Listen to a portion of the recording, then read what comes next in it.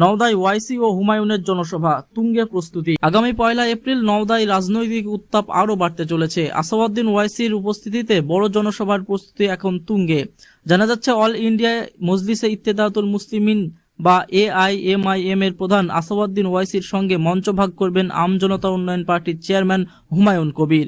এবারের নওদা বিধানসভা কেন্দ্রের প্রার্থী হয়েছেন হুমায়ুন কবির।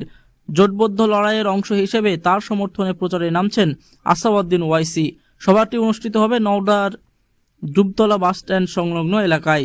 ইতিমধ্যে সভাকে ঘিরে মঞ্চ নির্মাণ, প্রচার ও সাংগঠনিক প্রস্তুতি প্রায় শেষের পথে। রাজনৈতিক মহলের মতে এই জনসভায় নওদায় নির্বাচনী লড়াইয়ের নতুন মাত্রা যোগ করতে পারে। এখন দেখার এই সভা ভোটের সমীকরণের কতটা প্রভাব ফেলে। MH news Bangla. আজকে আপনারা জানেন, কয়েকদিন আগে আমাদের এখানে আমাদের যে চেয়ারম্যান আমাদের দলের আমজনতা উন্নয়ন পার্টির, ওনাকে আমরা যেদিন উনি প্রার্থী ঘোষণা হয় এই নওদা, সেদিন আমরা একটু শুভেচ্ছা বিনিময় ফুল মিষ্টি দিয়ে শুভেচ্ছা বিনিময় করে বলেছিলাম। তো সেদিন প্রচুর পরিমাণে লোক এসেছিল, সেই এত সে আপনারা যারা মিডিয়া ছিলেন দেখেছেন।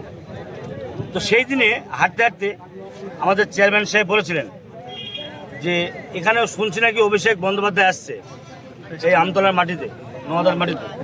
তো উনি আসবেন, তার 48 ঘন্টা পরে আমরা একটা পাল্টা সভা দেব। তো সেই সভাটা দ্বিগুণ লোক করবো এটা বলেছেন। সেই সভার প্রস্তুতি, আমাদের যে মাঠ আমরা দেখলাম ঘুরে আমতলাতে যে পরিমাণে লোক হবে, মানুষের যা সারা, তাদের আমতলা কোনো মাঠে সে জায়গা ধরার মতো লোক হবে না। তাই সেই প্রোগ্রামটা আমতলা মাঠ পার করে ফাঁকা জায়গা, ডুবতলা যে জায়গা, যে পুগলার মাঠ বলছে, সে বড় মাঠ, সেইখানে আমরা প্রোগ্রাম করব। সেখানে আমাদের উপস্থিত থাকবেন আমাদের চেয়ারম্যান হুমায়ুন কবির সাহেব, সাথে থাকবেন সুদূর হায়দ্রাবাদ থেকে, হায়দ্রাবাদের রাজা বলতে পারেন, ব্যারিস্টার আসাদউদ্দিন ওয়াইসি সাহেব, উনিও থাকবেন। এক মঞ্চে দুজনে থাকবেন। দুটোই হচ্ছে বুঝতে পারছেন আমাদের যাকে বলে নবাব রাজা।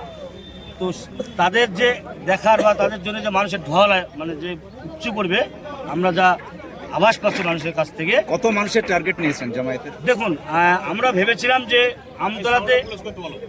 আমতলায় যে প্রোগ্রাম করে অভিষেক বন্দ্যোপাধ্যায়, সেটা মাঠটা জানি আমতলা মাঠ 15,000 মাঠ, সেখানে প্রোগ্রাম করবে।